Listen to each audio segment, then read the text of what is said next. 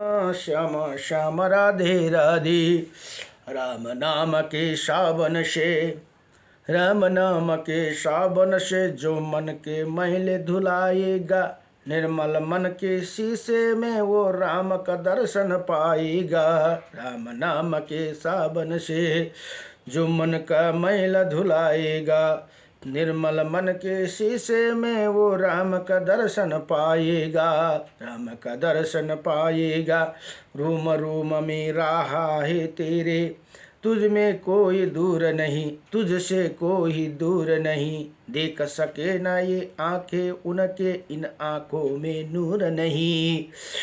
देखे जो मन मंदिर में ज्ञान का दीपक जलाएगा, निर्मल मन के शीशे में वो राम का दर्शन पाएगा।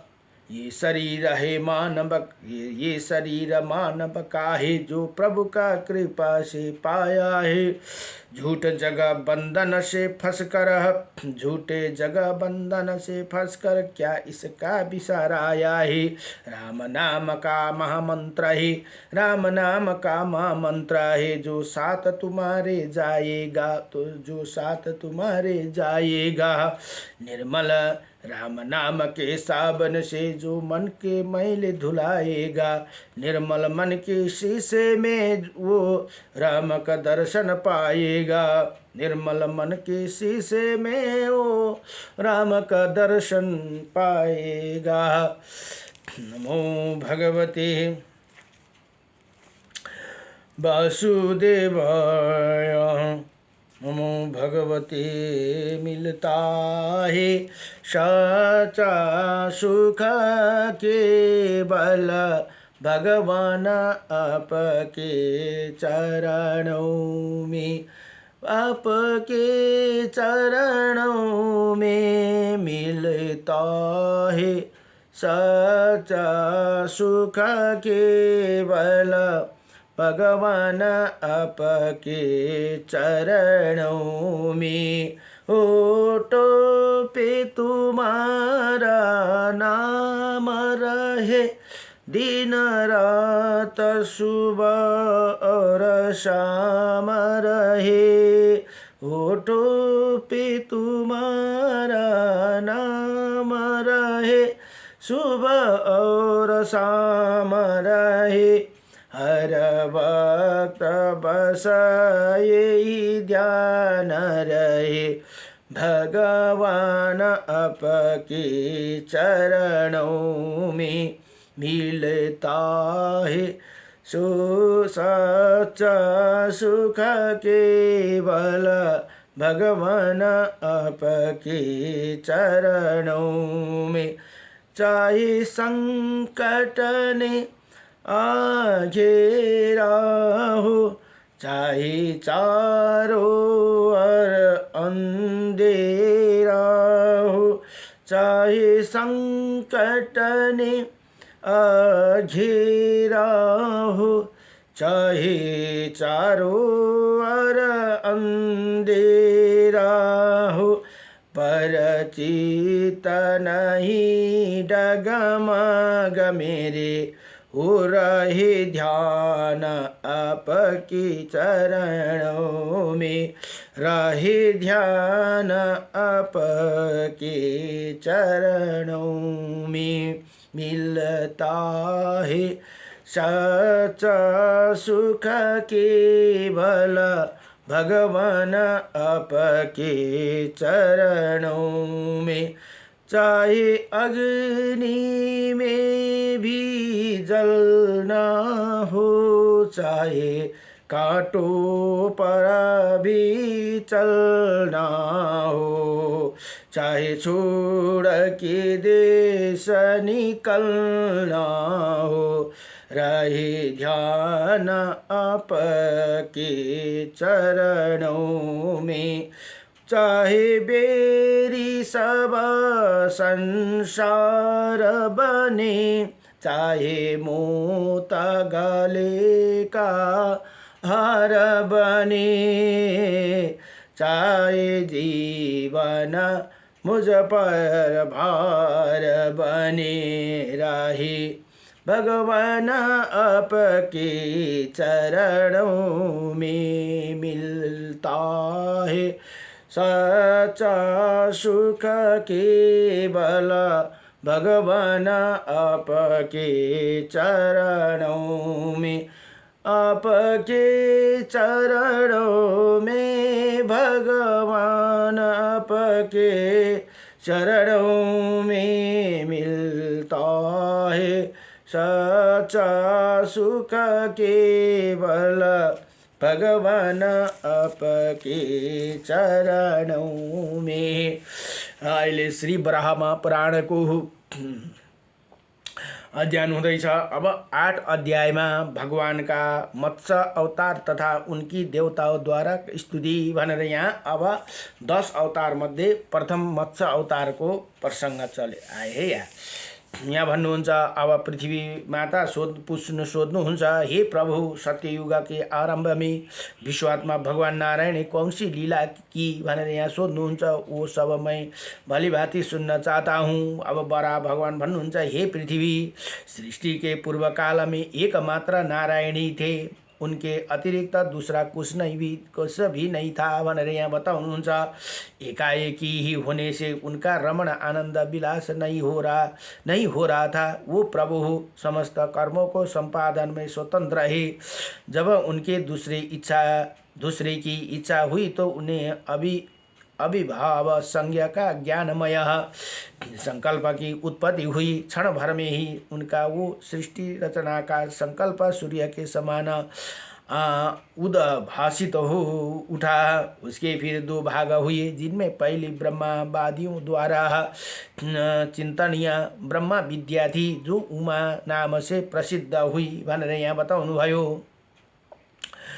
यही मनुष्य को सदा श्राद्ध के रूप में निवास करती है। दूसरे ओमकार द्वारा वाच्या एकाक्षरी विद्या प्रकटी हुई। तदंतर उसी ने इसी भूलोका की रचना की। भूलोका की रचना करने के पश्चात उन्हें भूलोका को एवं स्वर्गलोका का निर्माण किया। तत्पश्चात क्रमशः महरलोक तथा जनलोका सृष्टि करके वो प्रणवात्मिका विद्या अपने द्वारा रचित इसी सृष्टि में अंतर्हित हो गई और धागे में पियोरे हुए मणियों के समान वो सब में ओतप्रोत हो गई। इसी प्रकार प्रणव से जगत की रचना तो हो गई, किंतु ये नितान शून्य ही रह गया। भगवान की ये जो शिव मूर्ति है वो स्वयं श्रीहरि है भनेर यहाँ बताउनु भयो।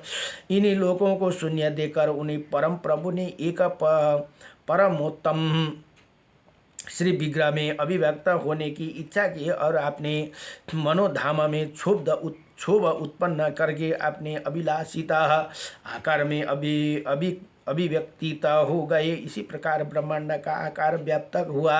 फिर वो ब्रह्मांड में 2 भाग में विभक्त हुआ। इनमें जो नीचे का भाग था वो भूरलोक बना, ऊपर का खंड भूअरलोक हुआ भनेर यहाँ बताउनुहुन्छ।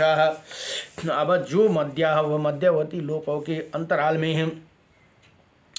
अंतराल में सूर्य के समान प्रकाशमान हो गया। पूर्व कल्प में ही समान महासिंधु में कमला कोशिका उसी भांति ही प्रादुर्भाव हो गया और देवादि देव नारायण प्रजापति ब्रह्मा के रूप में प्रकटित होकर आकार से लेकर आकार से आकार हाकार पर्यंत समस्त स्वर एवं व्यंजन वर्ण की सृष्टि कर दी भनेर यहाँ बताउनु भयो।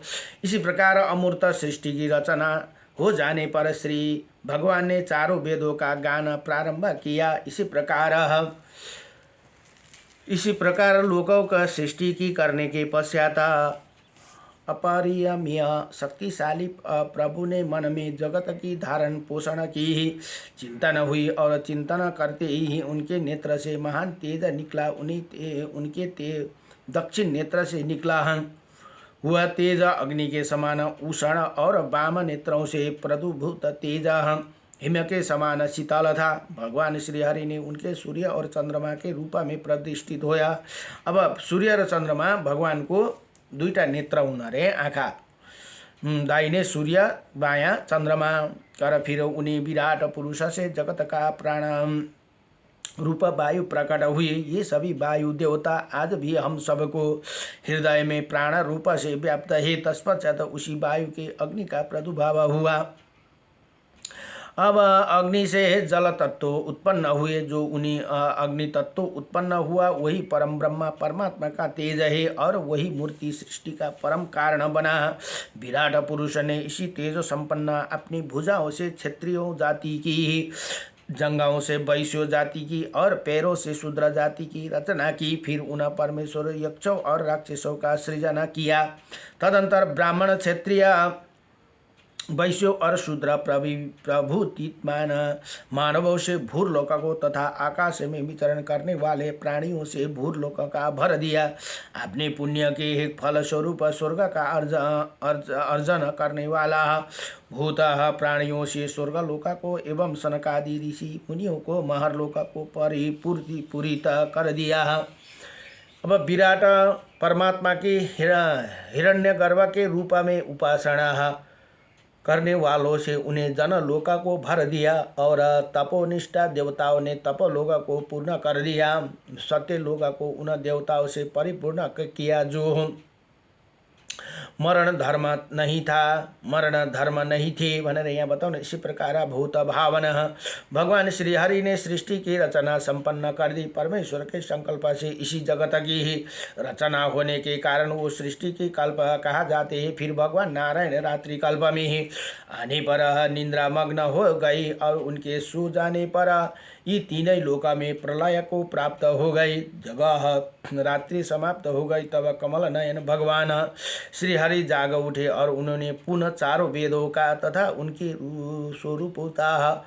स्वरूपभूता मातृकाओं का चिंतन किया। किंतु योगींद्र जनित आज्ञा से मोहित हुए देवेश्वर ने श्री हरि को लोक मर्यादाओं के स्थिर करने के लिए वेद उपलब्ध नहीं हुए। उन्होंने देखा कि उसी आत्मस्वरूप वेद जल में डूबे हुए। अब उन्होंने वेदों का उद्धार की चिंता न हुई। अतः एवं तत्काल मत्स्य के रूप भगवान ने वत्स अवतार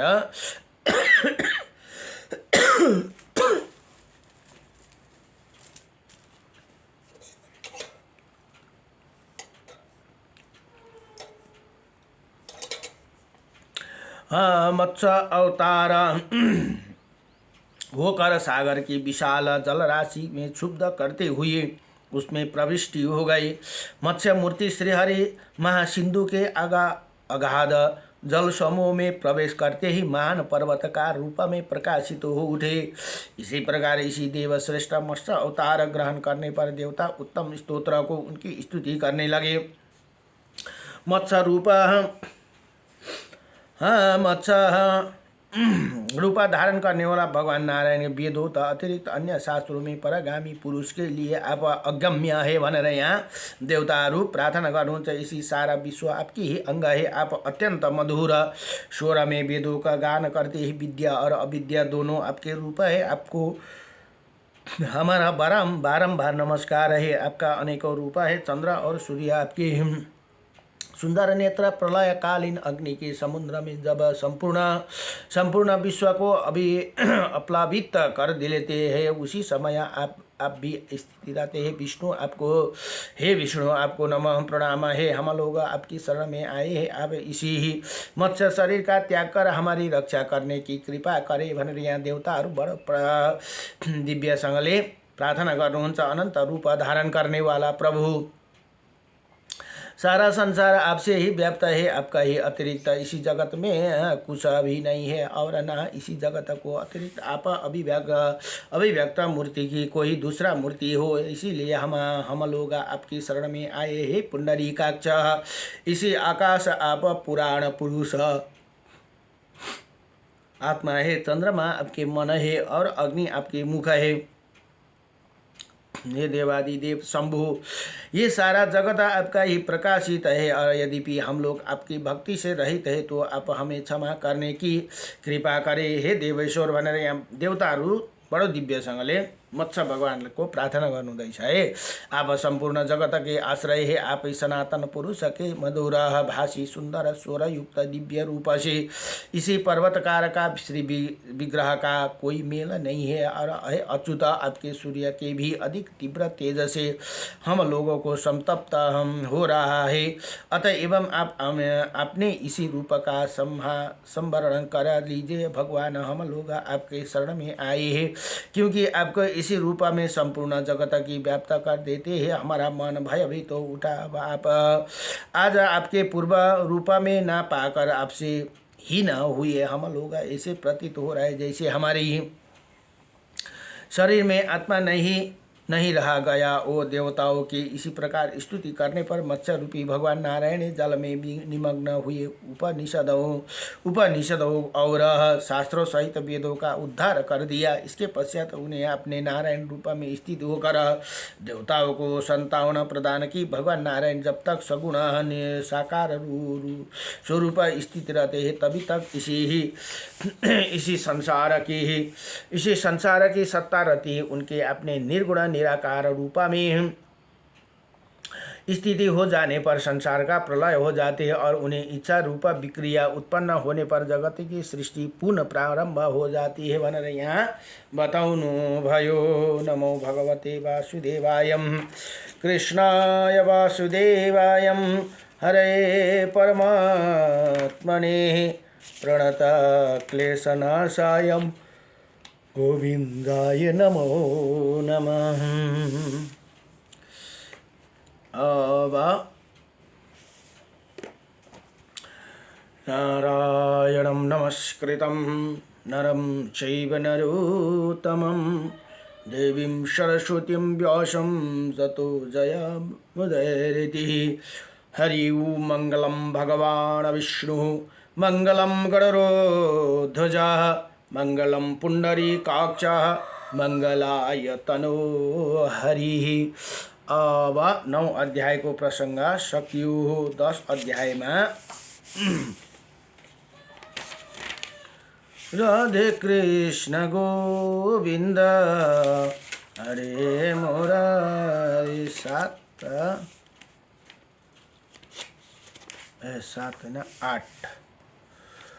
8 अध्याय। राधे कृष्ण गोविंद हरे मुरारी। हे नाथ नारायण वासुदेवं। नमो भगवते